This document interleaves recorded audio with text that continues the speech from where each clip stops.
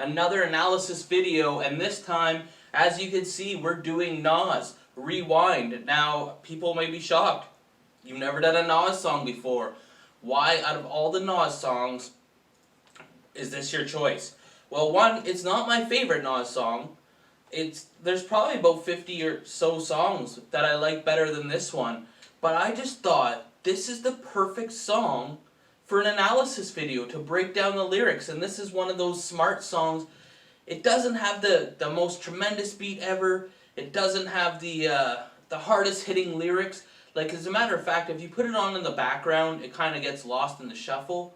This is one of those ones you really have to pay attention to. Like, at first, if you're just giving it a listen, it doesn't, oh, okay, it's just, average beat, average lyrics. But no, this is one of the smartest songs ever written.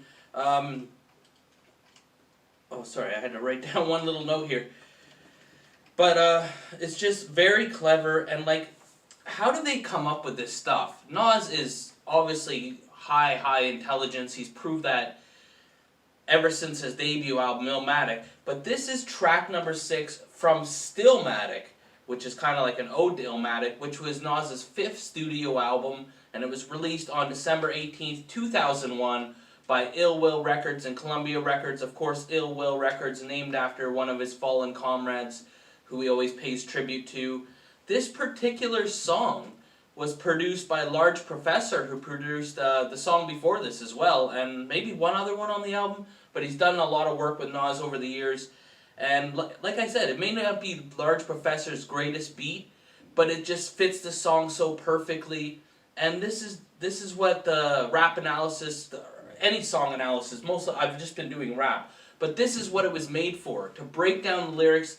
And like, how do you come up with this? When you just get that little beat playing and you're sitting there and doing whatever you do to get in the zone for writing, how does he decide to make a song like this? There's been some other clever songs over the years where they have like a different theme, or they have like a good storytelling, or just there's been a lot of different songs over the years, but this is one of the ones that you gotta mention when you're like saying just like a smart song. As far as just being creative.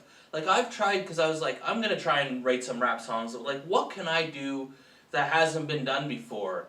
And this, I don't believe had been done before to that point, or to that extent, or in that style. There's 3 samples, apparently, according to Wikipedia, that Large Professor used on this song. And this song is only like 2.5 minutes. It's very short. There's no hook. There's just one long verse. He tells a little bit of a story, but I'll get into that in a second. But the samples, according to Wikipedia, is It's Yours by T. La Rock, Monkey Island by the J. Gales Band. I'm not sure if I'm saying that right. And I'm Not Rough by the J. Gales Band.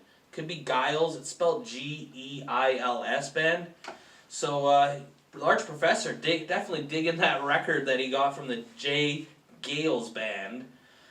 Just trying to enunciate that right. So it's such a perfect song, because it just kind of like, this whole album has like hills and valleys, right? And it just goes from like an angry song to a thoughtful song to just a smart song to a song where bringing everybody together, like an uplifting song, and like One Mic was also on this. Man, just a great album.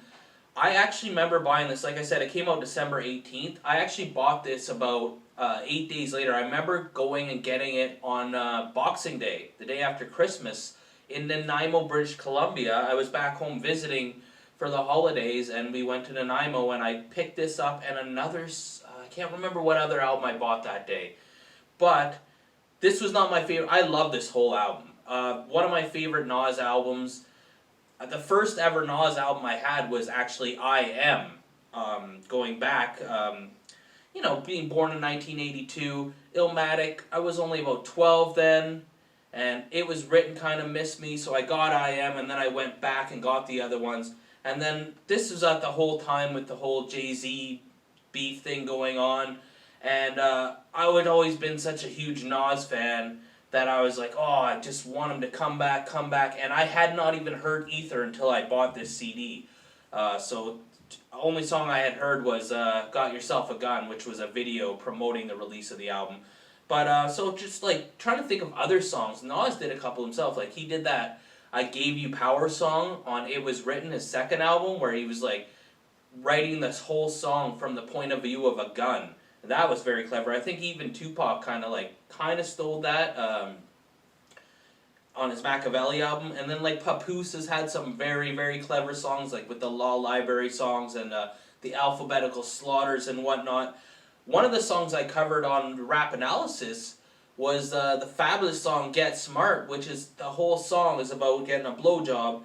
And also like songs like Styles P, "Nobody Believes Me," where he talks from the point of view of the gun and the knife and the money and all that. I love those kind of songs. I mean, there's tons and tons and tons. So those kind of cleverly written songs, put in the comments which ones you like and which Nas song that is your favorite and what song you would like me to cover in the future as a Nas song. So this one I'm not going to really flow. Like I usually just read the lyrics and I try and like flow with them because I feel like almost every couple lines I have to stop and kind of explain it. So basically the premise for this is called Rewind because he's telling the story in reverse. The start's at the ending, the ending's at the start, and then so he's telling it that way, but then also some of the dialogue he spits the sentence from backwards to forward, so I'll let it up. So he just kind of comes in here and he goes, "Listen up, gangsters and honeys with your hair done. Pull up a chair, son, or pull up a chair, hun, and put it in the air, son. Dog, whatever they call you, dog, just listen. I spit a story backwards, it starts at the ending." I thought it said the starts at the ending. I don't know what lyric site I'm using today. We'll see though. Okay, so then it goes, "The bullet goes back in the gun. The bullet holes closing this chest of this person. Now he's back to square one." So it's everything in rewind. It's like, he even says that. I'll get into that. But it's like, if you shot someone, boom, but the bullet's going back in the gun. So it's like everything's in rewind. From this is actually the ending, but he's talking it from the start. So basically they shot a guy. And then now back to square one, screaming, "Shoot, don't please. I put my fifth back on my hip. It's like a VCR rewinding a hit. Shoot, don't please." Obviously, "please don't shoot" is what he's saying. It's just backwards, right?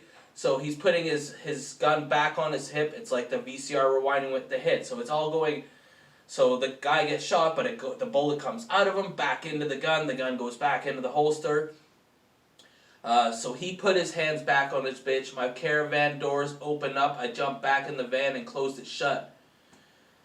Go in reverse, because they're going reverse. They're not driving forwards. They're going reverse, slowly prepared. My brother Jungle utters out something crazy like, "Go he there," because his brother Jungle says, "There he goes," or "Go there he go." But sitting in the back of this chair, we hitting the roach. The smoke goes back in the blunt. The blunt gets bigger in growth. So it's like reverse. Instead of going from a big blunt to a small blunt, it's the opposite. He's hitting the roach. The next thing you know, boom, it's a full blunt. Next thing you know, Jungle unrolls it, puts his weed back in the jar. The blunt turns back into a cigar.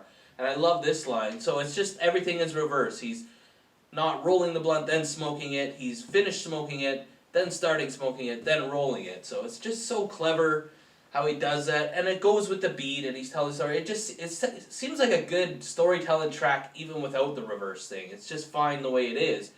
And I love this. We listened to Stevie. It sounded like heavy metal fans spinning records backwards of AC/DC. I have yet to test that out. If you listen to, I'm assuming he means Stevie Wonder. Unless it's somebody else. Let me know in the comments if you know if he's meaning somebody else. But if you ever listen to a Stevie Wonder record backwards, of what would it sound like, and it's a particular record. So I give my homies daps. We jump out the van back first, back upstairs, took off the black shirt. So he's jumping out of the van back first because he's actually going in it, but on the rewind it's showing him getting out, and then he goes back upstairs and he takes off his black shirt because he had no shirt on, and he put on his shirt to go outside. So hope you're following with me here. I'm in the crib with the phone in my ear. Listen up so y'all can figure out the poem real clear. The voice on the phone was like, "Outside, right we." So with my mouth wide, holding my heat. So it's where the voice, whoever he's talking to on the phone says, "We right outside." Bullets ahead, plenty to squeeze, plenty for ya, cause Jungle said block you're on, enemies duh, which is the enemies on your block. So basically, they're looking for this guy. Jungle says, hey, the enemy's right on your block and we're right outside, so hop in the van with us. Hung up the phone, then the phone rang, because it's just in reverse order. I'm laid in the bed thinking about this pretty young thing. I always get it wrong, should I do it in third person? I gotta spit it like Nas, right? So I'm laid in the bed thinking about this pretty young thing who left, she came back, her clothes just fell to the rug, she fell to my bed and gave me a hug. So, obviously, it's just in reverse, like everything in this. So her clothes fell to the rug, but she was dressed, right? So you know what I'm saying. She fell to my bed and gave me a hug. I told her no hell, which is hell no. She's talking about me kiss. So she's saying kiss me and he's saying hell no. Then she bobbed her head, then spit the nut back at my dick. So, if you get this, what she's doing is, she was actually sucking his dick, then she sucked and she swallowed it, and then she wanted him to kiss her, and he said hell no, because she had his goodies all over her mouth still, and he was not for that. Didn't want to be tasting his own medicine there. Started sucking with no hands, a whole lot of spit, then got up and put her bra back on her tits. So, she got fully dressed and told me stressed, really I'm, picked up her Gucci bag and left a player behind. So, I'll just do this first. Walking through the door, she rang the bell twice. I vomited vodka back in my glass with juice and ice. So he's taking a drink, but in rewind it would look like he's spitting the drink or vomiting the drink back up. And then she rang the bell twice, then walked through the door. She picked up her Gucci bag and came in, even though it said left, because in reverse it would look like she left. She said, stressed really I'm, says, I'm really stressed, and then got fully dressed, which means she was fully dressed. Then she gets naked because she put her bra back on her tits, so that she's actually taking her bra off there, and then she started sucking his dick, and then she finished him off there, then she wanted her kiss, and then he said no, and then she gave him a hug, right? So he was thinking about her. So this is all happening before his homies get him to get in the van so they could get the enemy that's on their block, right? So that's kind of what happened. So the clock went back from 3 to 2 to 1, and that's about the time the story begun. That's when I first heard the voicemail in the cell. It said, son, we found that homie, we gotta kill. And then it just goes into, I believe it's Jungle here.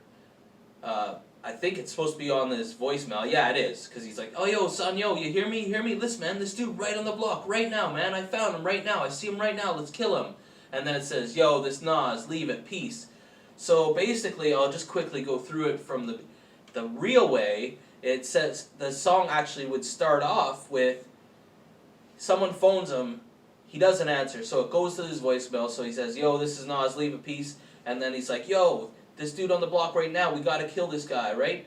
So then he hears this voicemail, but then the girl comes in, and they start fooling around, and then by this time, he gets a call as she's leaving, or he makes her leave, or he's gonna leave because he gets a call to jump in the van with his homeboys and his brother Jungle, and then they jump in the van, they smoke a little bit of weed, then they see the guy they're gonna, and then they shoot him. And that's it. But it's just, somebody could just take that little tiny story and make it that way, rewind all the lyrics, rewind some of the, it's just very well done.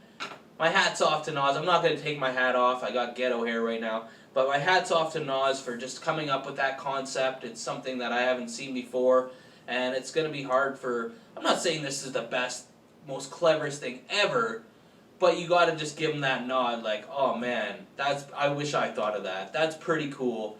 So, anybody else think I screwed up something maybe in the lyrics, or did I get it wrong? I think it's pretty straightforward, other than the backwards stuff. There's not a lot of crazy slang or big words that are misunderstood. It's just a simple story. He gets with a girl, they find this enemy that they gotta get, so he jumps in the van with his boys and they go get him. But the way he does that little story is better than anybody else could do it, in my opinion. So let me know what you think in the comments. Like I said, what Nas song you want to do. Any other these kind of songs that are very clever. I mean, I listed a couple that were my favorites, but there's some really good ones and even better concept songs or whatever you want to call them. Just intelligent songs, songs that are just on a little bit of a different lyricist level. They're not always the best song. Like, this isn't a song you would really hear played in the club or that would get a lot of spins on the radio and everything like that. But if you're like a fan of that kind of rap, especially like a Nas fan, then you would really appreciate this. And we'll catch you next time on the next rap analysis video. And there we go.